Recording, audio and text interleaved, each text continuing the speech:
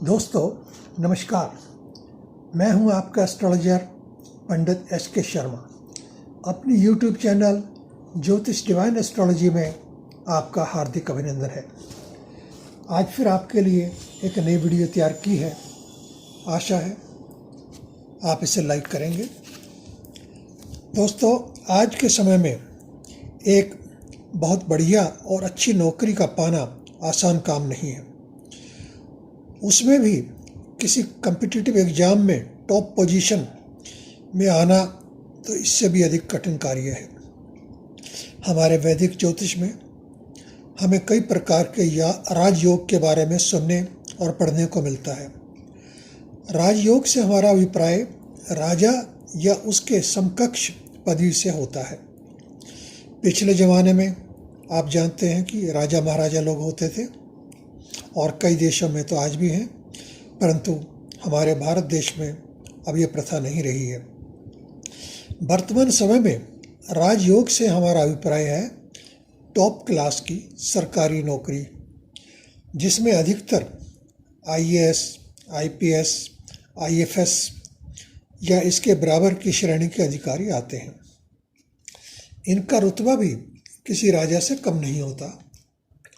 आज इसी टॉपिक पर हम चर्चा करने जा रहे हैं कि आपकी कुंडली में ग्रहों की स्थिति कैसी होनी चाहिए जिससे आप इस लेवल पर पहुंच सकते हैं। चलिए आगे बढ़ते हैं। कुंडली में मुख्य तौर पर सर्वप्रथम हम लगन, जिसे पहला स्थान भी कहते हैं, भाग्य स्थान जिसे नौवां स्थान कहते हैं, और कर्म स्थान जो दशम स्थान होता है, इन स्थानों पर विशेष तौर पे हम ध्यान देते हैं। राजयोग के लिए ग्रहों में हमें सर्वप्रथम ग्रहों के राजा सूर्य की पोजीशन को देखना आवश्यक होता है। सूर्य के बारे में बता दें कि राजा के बराबर जितने भी कर्म होते हैं, जितनी भी पोजीशन होती हैं, जितने भी कार्य होते हैं, वो सब सूर्य महाराज की जुरिस्डिक्शन में आते हैं। सूर्य महाराज की पहली राशि जो मेष राशि होती है, इस राशि में ये उच्च का स्थान प्राप्त करते हैं। पंचम राशि, जिसे हम सिंह राशि के नाम से भी जानते हैं, यह इनकी अपनी राशि है। इस राशि में भी ये कंफर्टेबल रहते हैं। और सातवीं राशि तुला राशि, तुला राशि में ये नीच गति को प्राप्त हो जाते हैं। इस स्थान में ये अनकंफर्टेबल रहते हैं। तो इसी प्रकार अगर आपकी कुंडली में सूर्य की प्लेसमेंट पहली और पांचवी राशि में है तो ये एक अच्छा योग बनता है। इसके साथ साथ हमें कुछ और ग्रह भी देखने पड़ते हैं, जैसे कि मरकरी, जुपिटर, मंगल और शुक्र आदि का भी डिटेल में अध्ययन करना पड़ता है। चलिए आगे बढ़ते हैं और बात करते हैं कुछ विशेष योगों की जो आपको ऐसी सफलता दिलवा सकते हैं जिससे आप बड़े से बड़े कंपटीशन एग्जाम्स में भी सफलता आसानी से प्राप्त कर सकते हैं। सर्वप्रथम सूर्य की स्थिति को देखें।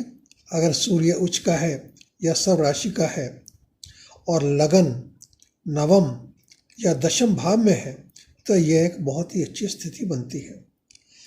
अगर सूर्य के साथ इंटेलिजेंस के कारक बुध भी हैं तो ये भी एक बहुत विशेष योग बनाता है, जिसे बुध आदित्य योग के नाम से जाना जाता है। ऐसा योग भी बहुत शक्तिशाली माना जाता है। और अगर ये योग सूर्य की उच्च राशि या अपनी राशि में बन रहा है तो और भी अच्छा फल देता है। अब हम देखते हैं कि आपके भाग्य स्थान को, जो कि 9th हाउस है, आपके भाग्य का प्रबल होना भी बहुत ही आवश्यक है, क्योंकि आप जानते हैं कि भाग्य के बिना ऐसी पोजीशन पर पहुंचना बहुत ही कठिन है। अगर आपके भाग्य स्थान में कोई भी बेनिफिक प्लैनेट है, विशेष तौर पर अगर बृहस्पति स्वराशि का या उच्च का है, तो ये बहुत ही अच्छा योग बनता है जो आपकी आगे चल के बहुत सहायता करेगा। इन स्थानों की मैं बात कर रहा हूँ, जैसे मैंने भाग्य स्थान की बात की कि भाग्य स्थान में कौन सा लॉर्ड होना चाहिए।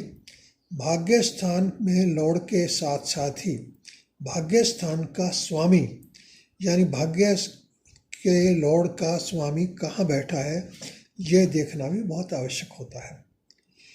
अगर इस तरह के प्लैनेट बेनिफिक प्लैनेट्स हैं या इन प्लैनेट्स की दृष्टि है तो यह भी एक बहुत अच्छा योग बनता है। अब हम आकलन करते हैं आपके कर्म स्थान की, यानी कि दशम हाउस की, जिससे हम पता लगाते हैं कि जातक का रुतबा, position, level, nature of profession आदि आदि कैसी होगी। अगर इस स्थान पर बेनिफिक प्लैनेट्स हैं या अच्छे ग्रहों की दृष्टि है तो ये भी एक बहुत अच्छा योग बनता है।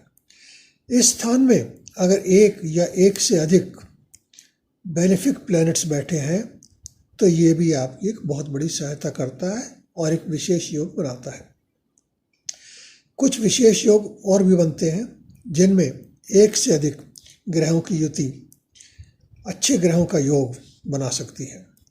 कुंडली में 4 या कम से कम 3 ग्रह स्वराशि के हों या उच्च राशि में हों और भाग्य स्थान में उच्च का सूर्य, मंगल, बृहस्पति इत्यादि हों, लगन में भी अच्छा ग्रह हो, तो ये भी एक बहुत अच्छा योग बनता है जिससे कि आप टॉप के कॉम्पिटिटिव एग्जाम्स में compete करने में सक्षम हो सकते हैं।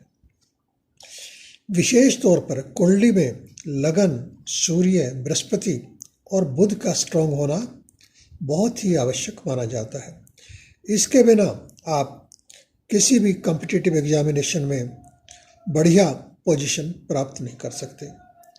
और भी ऐसे अनेक योग बनते हैं जिनका यहाँ वर्णन करना संभव नहीं हो पाएगा क्योंकि पोस्ट लंबी हो जाती है। हाँ, यहाँ पे मैं एक बात और कहना चाहता हूँ कि अगर आपकी कुंडली में कम से कम 3 ग्रह अच्छे पड़े हुए हैं और चौथे और 5वें में कुछ थोड़ी बहुत समस्या आ रही है तो इसका समाधान भी आसानी से निकाला जा सकता है। इस तरह के समाधान के लिए मैं अलग से एक वीडियो बनाऊंगा, आप कुछ दिन उसकी प्रतीक्षा करें, वो भी आपको लाभ देगी। तो दोस्तों, आपको यह पोस्ट कैसी लगी, आपके कमेंट्स का हमें सदैव इंतज़ार रहता है। अब हम आपसे आज्ञा चाहते हैं, सदैव की तरह आपसे एक निवेदन करते हैं, कृपया लाइक का बटन अवश्य दबाएं, वीडियो को अधिक से अधिक शेयर करें। आप अगर हमसे कुछ पूछना चाहते हैं तो कमेंट बॉक्स में अपना प्रश्न डालकर हमसे संपर्क स्थापित कर सकते हैं। इसके अतिरिक्त आप चाहें तो हमें ईमेल भी डाल सकते हैं, व्हाट्सएप पे अपना संदेश भी हमें दे सकते हैं। आप चाहें तो हमें ट्विटर, इंस्टाग्राम आदि पे भी फॉलो कर सकते हैं। कमेंट बॉक्स में आपके कमेंट्स का हमें सदैव इंतज़ार रहता है। अब आपसे आज्ञा चाहता हूँ, चलते चलते सदैव की तरह आपके कुशल मंगल और उत्तम स्वास्थ्य की कामना करते हैं। आप सदैव ईमानदारी से अपना कर्म करते रहें, क्योंकि जैसे हमारे कर्म होते हैं उसका ही फल हमें कल आने वाले समय में हमें मिलता है। ईश्वर कभी भी आपको निराश नहीं करता। आप सत्य और ईमानदारी के मार्ग पर चलें।